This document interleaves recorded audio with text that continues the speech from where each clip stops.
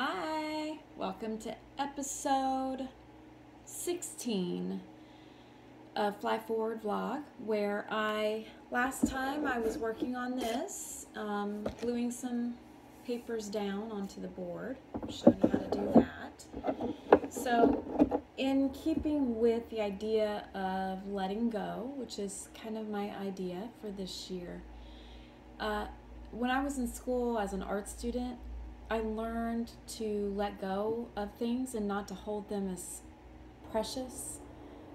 You're on this creative process and you're really connected to a certain piece of art that you're making, and there are certain areas that feel resolved and worked out and good. But a good practice is to hold things loosely in your art and not to treat them as precious. I learned that, and it gave a lot of fluidity in terms of your creative process and letting things go and not attaching too tightly to something that maybe has another purpose to serve. And so flexibility and the ability to hold loosely is very important in the process of making art. So with that in mind, watch this. I'm going to put it into practice. I drew this sketch. Let's see, I was on a train, I think, going on a train on my way to Switzerland a year ago. It was in October of last year when I drew this. I had just come from Paris, went to the Musée d'Orsay, where they had so much beautiful art. And I'm taking a group of travelers there again in October. I want you to come if you want to travel for October 2nd through the 19th to Paris and different parts of Italy. Come with me. We will be there at that museum where this sculpture is. This sculpture is I believe it's a sculpture by Claudette. He was a friend and colleague of Auguste Rodin, who is a sculptor. He did The Thinker. That's probably his most famous sculpture. But Rodin's story is that he had a lover and a wife, and I guess he loved both of them, and I guess married Rose or Camille. I can't remember which one is which, but the sculpture that his friend did is him of Rodin and his wife walking, and then his mistress is behind them, grasping, clinging, and it is the most beautiful sculpture. It captures you, especially right where her hands are reaching, and you can see Rodin's hands they were clasped together at one point, and then the sculpture is done right as they let go. And so there's this amazing area of energy where her hands are still outstretched and his are coming, like shrinking away. And it's this, she captured me as she was grasping and clinging and reaching for something that was beyond her grasp. And I thought about my life and how I grasp and I cling. And usually those are the things that I'm grasping and clinging toward are things I have no control over. And so if I can release the muscle tension, release the clinging, the emotional tension, the mental energy of the grasping and clinging, that white knuckle fisted angst. So I was processing that, and I sketched this of her. This is part of the sculpture. So I've lived with this for a little while, and it's still speaking to me, and I want to put it into something. So I am going to rip it out of my sketchbook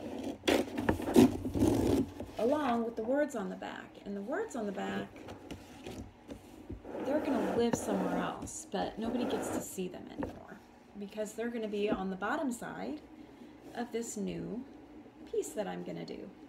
And I am going to glue this sketch, and it kind of feels sad to me because I could photocopy it and use a copy of it, which I thought about, but I need to use the original. That feels like the right call. So I'm going to glue the original piece down, and I feel a little sadness over that. Like it's, I don't know, it's lived its story. It's told me what I need to hear. I mean, and it's also going to continue to speak because it gets to live in a piece of art, which maybe I'll keep that for a while, or maybe I'll let it go, just depending on how it feels at the time. I think art is very much like that. I'll do a piece, I'll hold on to it, like this piece behind me that I talked about in the last episode.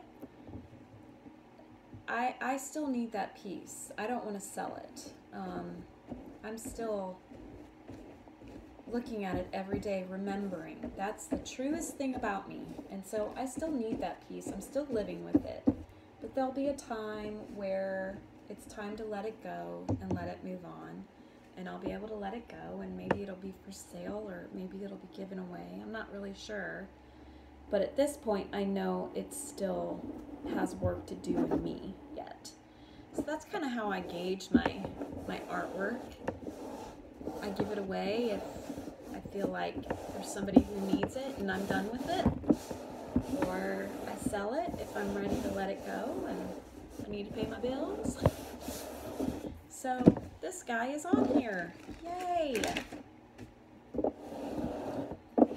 I love her. I feel her pain and her anguish, and I feel like we've all been there, maybe know about that.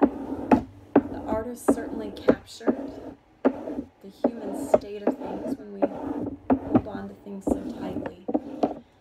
So there we go. This is going to be an encaustic piece, so I'm going to, once this dries, I'm going to cover her in wax.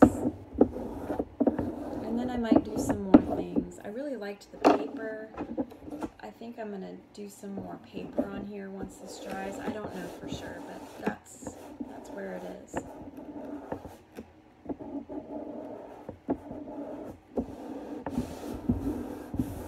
Yeah. So if you're interested in traveling with me to Europe in October of this year, that gives us a good 9 months to save up. You can go to my website, flyforward.org. There's actually a tab. Click on the European Pilgrimage tab to find out more about it. I've got the itinerary on there, the costs, when the amounts are due, where we'll be going, how long we'll be staying, what we'll be doing, some of what we'll be doing. Honestly, I'm not going to share a lot of that because I don't want you to anticipate. It's going to be a spiritual pilgrimage as well as an artistic, creative pilgrimage. So if you have space in your life to join me across the ocean, I would love for you to do that. Go to flyforward.org. Contact me, okay? Thanks, guys.